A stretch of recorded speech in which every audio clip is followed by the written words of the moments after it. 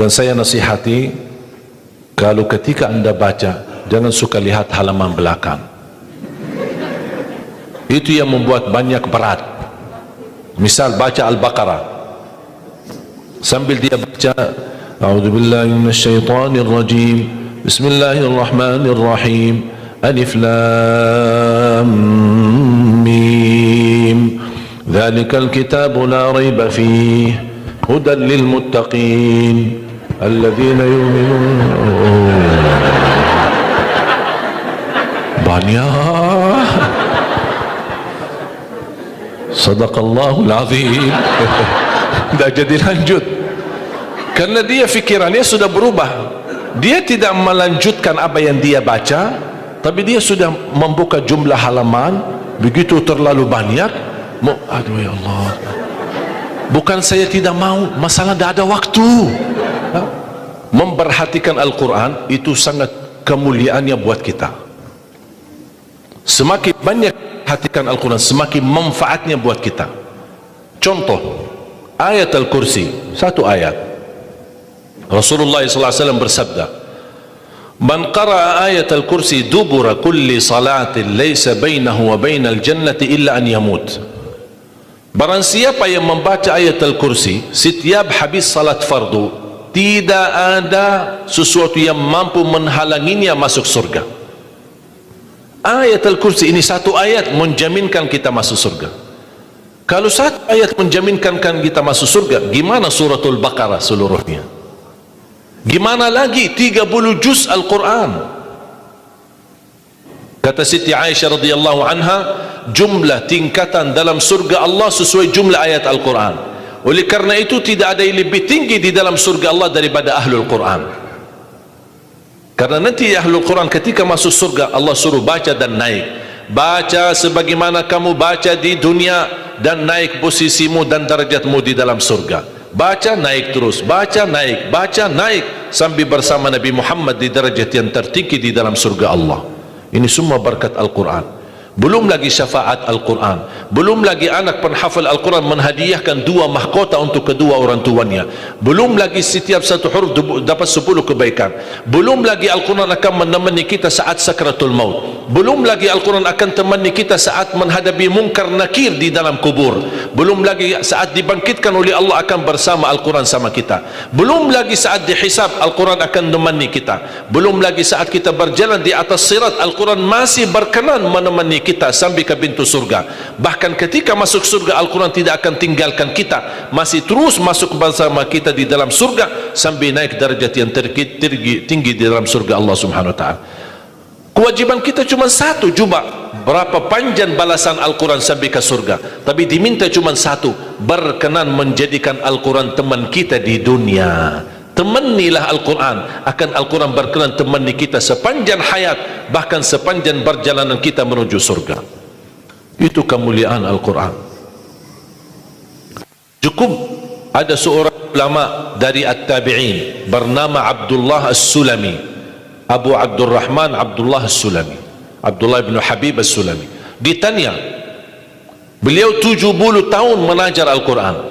Ditanya, wahai imam, apa yang membuat kamu sabar sampai 70 tahun mengajar Al-Quran? Kata beliau, yang membuat aku sabar dan minat menjaga keistiqomahan, bersabda Rasulullah sallallahu alaihi wasallam, khairukum man ta'allama al-Qur'ana wa 'allamah, sebaik-baik manusia yang mempelajari Al-Quran dan mengajarnya. Itulah ingin saya menjadi orang yang baik bagi manusia, sebagaimana bersabda Rasul, itulah yang membuat saya sabar dalam mempelajari dan mengajar Al-Quran. Siapa yang tidak mau jadi manusia yang terbaik menurut Rasulullah sallallahu alaihi wasallam? Itulah bersama Al-Quran. Mohon maaf, siapa Ali Jabir? Hamba yang biasa, banyak kekurangannya, yang Allah anugerahkan kemuliaan bukan karena siapa-siapa, tapi karena Al-Quran. Dihormati, didepankan, dan semua orang penghafal Al-Quran berapapun usianya dihormati, didepankan, dimuliakan. Semua berkeinginan bisa bersalaman.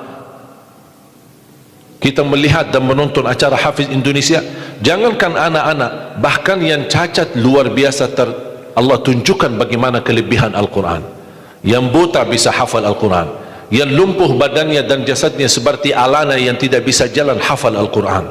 Naja yang luar biasa dahsyat, otaknya terganggu tapi bisa hafal Al-Quran. Dia tidak bisa baca, kasih Al-Quran suruh baca, dia tidak bisa baca.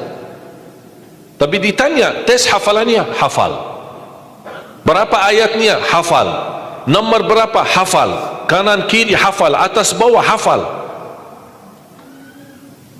Allah menunjukkan kepada kita, Allah tidak akan melepaskan Al-Quran menjadi jaminan ditolong. Inna nahnu nazzalna dzikra wa inna lahu lahafizun. Kami telah menurunkan Al-Quran dan kami akan menjaganya. Di antara terjaga Al-Quran secara fisik, terjaga Al-Quran secara tulisan, terjaga Al-Quran secara suara, dan terjaga ahlul Quran, para penghafal Al-Quran. Oleh kerana itu jamaah sekalian, selalu saya mendorong masyarakat, kalau kaum muslimin muslimat di Indonesia merasa dirinya gagal menjadi penghafal Al-Quran, jangan putus asa, tetap masih anda bisa menjadi ahlul Quran. Ayo kita lipatkan diri kita melalui yang jadi saham atau saksi baik bagi kita di hadapan Allah, melalui infak kita, sedekah kita, zakat kita, wakaf kita, apa saja, supaya kita datang di hadapan Allah. Ya Allah, mohon maaf, saya belum bisa hafal Al-Quran, tapi hartaku menjadi saksi untuk membantu dan menolong Al-Quran dan binaan Al-Quran. InsyaAllah termasuk ahlul Quran dan mendapatkan syafaatnya Al-Quran di hari kiamat, dan amalan itu menjadi sedekah jariah yang menalirkan pahalanya sampai hari kiamat. Semua harus bisa berjuang. Tidak boleh ada orang berkata saya tidak bisa hafal. InsyaAllah anakmu bisa hafal. Kalau anakmu belum bisa hafal, InsyaAllah cucumu bisa hafal. Kalau itu pun tidak berhasil, InsyaAllah saham walaupun sedikit seikhlasnya bisa menjadi saksi baik. Infaknya, sedekahnya, ikhlasnya, zakatnya, wakafnya, semua bisa menjadi saksi baik. Karena kita mendapatkan sebuah kemuliaan Al-Quran. Al-Quran kitab suci yang tidak ada keraguan di dalamnya. Sayang sekali kita bisa kehabisan berhari-hari tidak baca Al-Quran. Saya harap insyaAllah mulai hari ini kita komitmen untuk khatam Al-Quran. Siap? Masih menunggu cara mudah untuk khatam? Saya kasih cara mudah.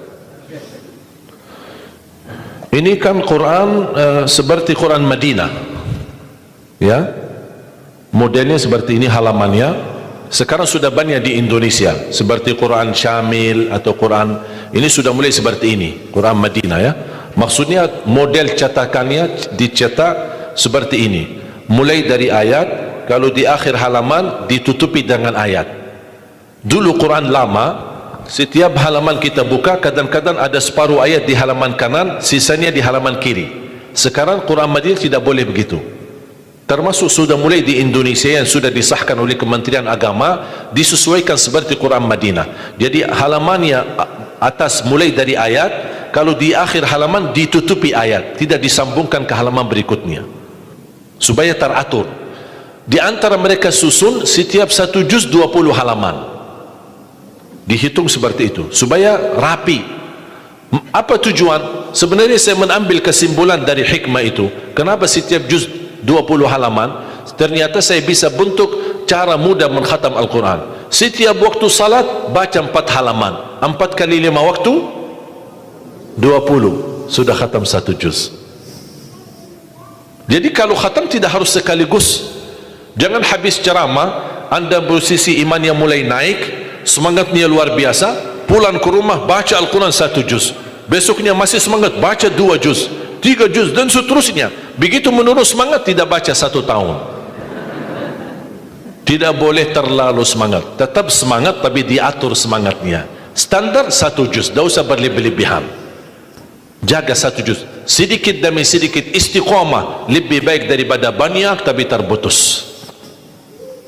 Dan itu bersabda Rasulullah SAW, khairul amali adwamahu wa inqal, sebaik-baik amal sedikit tetapi istiqamah daripada banyak tapi terputus. Makanya setiap waktu salat baca 4 halaman. 4 kali 5 sudah 20. Kira-kira cocok? Hah? Siap Bu? Mau fikir dulu ya? Kira-kira mau nggak lebih mudah lagi? Masih mau lebih mudah lagi ya? Insya Allah masih ada, jangan khawatir, masih ada. Sebelum salat baca 2 halaman, habis salat baca lagi 2 halaman. Gimana kira-kira cocok? 2 halaman sebelum salat. Kalau 4 halaman sekaligus terlalu berat, tak apa-apa, bagi 2 halaman sebelum salat, 2 halaman sesudah salat. Jadi berapa? 4 dikali 5 waktu berapa jadi? 20, sudah khatam 1 juz. Kira-kira siap? 2 halaman 1 kertas.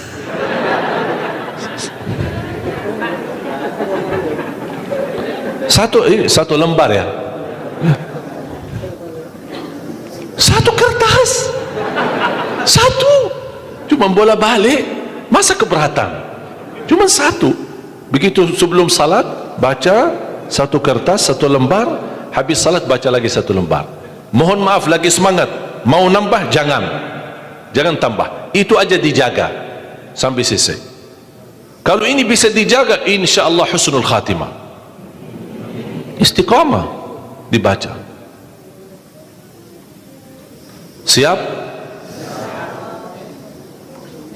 Fikir-fikir dulu atau gimana? Insya Allah aman ya, cocok? Masih mau lebih mudah lagi? Bu, mau? Mau lebih mudah? Ini cara yang tadi yang saya sampaikan, setiap salat, sebelum salat 2 halaman, habis salat 2 halaman, dan seterusnya sampai khatam 1 juz. Itu cara yang termudah untuk orang yang paling malas. Kalau itu tidak bisa, saya angkat tangan, inna lillah wa inna ilaihi raji'un. Udah ada lagi, sudah habis. Malu kita sama Allah jamaah sekalian. Wallahi waktu kita banyak. Ketika saya berhasil khatam 10 jam bisa khatam 30 juz, Allah kasih 24 jam, masa kita tidak bisa 1 juz? Saya tidak minta 30 juz dalam 10 jam, saya minta 1 juz dalam 24 jam. Jadi kalau ketika anda baca, jangan suka lihat halaman belakang. Itu yang membuat banyak berat. Misal baca Al-Baqarah, sambil dia baca a'udzubillahi minasyaitonir rajim, bismillahirrahmanirrahim, alif lam mim, dzalikal kitabu la raiba fihi hudan lil muttaqin alladzina yu'minuna. Banyak. Sadaqallahul azim. Tidak jadi lanjut karena dia fikirannya sudah berubah. Dia tidak melanjutkan apa yang dia baca, tapi dia sudah membuka jumlah halaman begitu terlalu banyak. Aduh ya Allah, bukan saya tidak mau, masalah tidak ada waktu. Padahal kalau dia lanjut, ada kesibukan, tidak apa-apa, berhenti. Berhasil 2 halaman, berhenti. Ada urusan aktivitas, ada tamu di rumah, tidak apa-apa, layani sebentar, habis pulang lanjut lagi. Walaupun 1 halaman, walaupun separuh halaman, tidak apa-apa. Tunjukkan yang terbaik, walaupun itulah kemampuanmu. Tunjukkan, ya Allah mohon maaf, kemampuan saya cuma separuh halaman, tidak apa-apa. Allah senang apapun yang kita kasih, Allah senang, asal istiqamah. Allah suka. Allah tidak minta yang banyak, Allah minta yang terbaik.